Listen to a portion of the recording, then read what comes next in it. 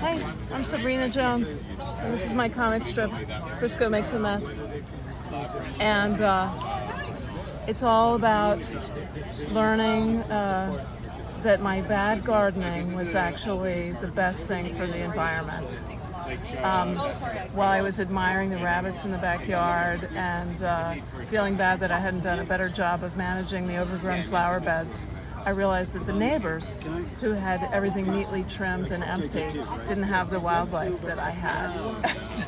A little research backed me up on that, you know. So my story is basically an indictment of modern, gardening discipline, that many Americans believe in, that even our green spaces are wastelands.